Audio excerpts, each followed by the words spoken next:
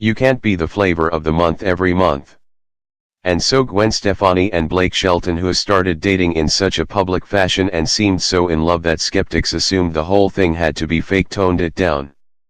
That might have naturally happened anyway, as the press tours for their respective albums came to an end and they had performed their duet "Go Ahead and Break My Heart" everywhere possible.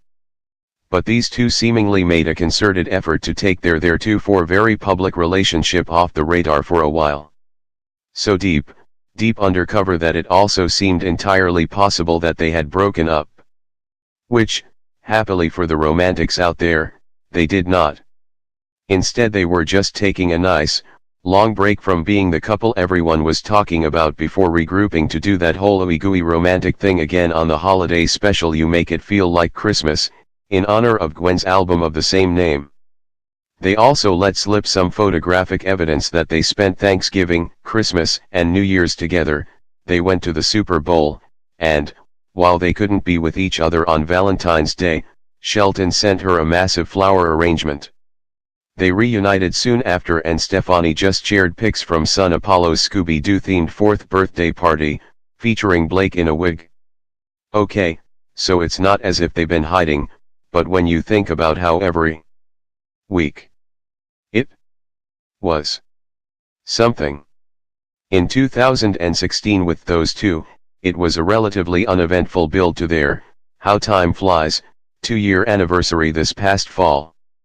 Think of all the people who thought this would be a rebound, the relationship coming so soon on the heels of the end of Gwen's 13-year marriage to Gavin Rossdale and Blake's divorce from Miranda Lambert.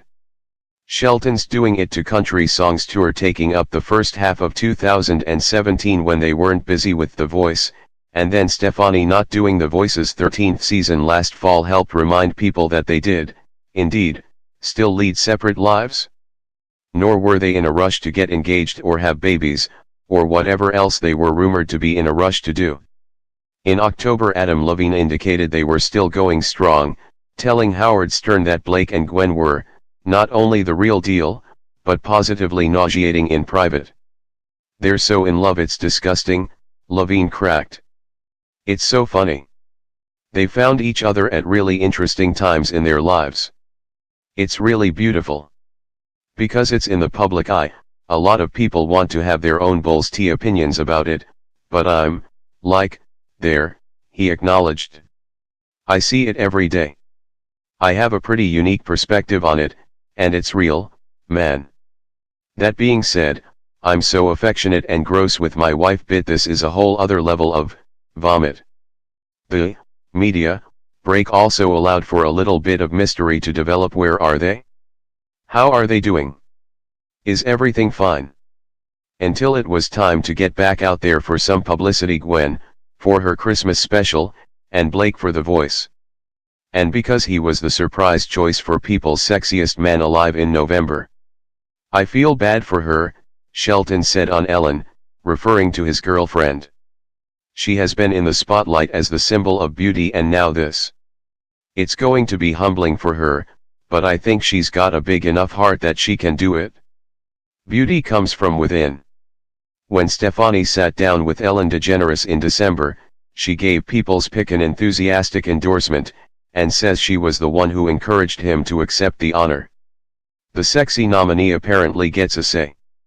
For me, it's just that big ol' heart and that sense of humor," she gushed. "He doesn't even take himself seriously, and he's just such an incredible person. And that's sexy to me.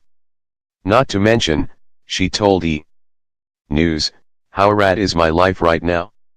Like, how good does that make me look? You've turned into a proper farm girl now, you really have," Chelsea Handler told Stefani on her Netflix show last fall.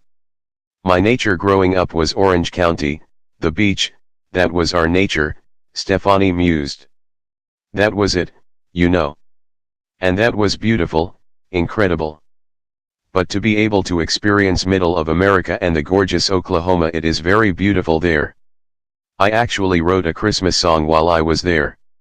"What a coincidence," Handler cracked. "I love going there because I feel like it's so. I get to do nothing, and I never get that here in L.A." Stefani said. Asked if it was a bit of a culture shock the first time she went, Gwen quipped, "Blake is a culture shock." After ringing in the new year in Oklahoma with Blake, Gwen took almost all of January and most of February off of Instagram, her page, if not her story, before tripling down on pics of her on stage with Shelton in St. Louis, where he had touched down with his Country Music Freaks tour. So he's going to be touring in March. He's in Houston tonight, Dallas tomorrow, before the current season of The Voice moves into live shows, and then heading back out on the road in July. Which, naturally, will be when Stefani's kids are on summer vacation, making for easier joint travel opportunities should they be so inclined.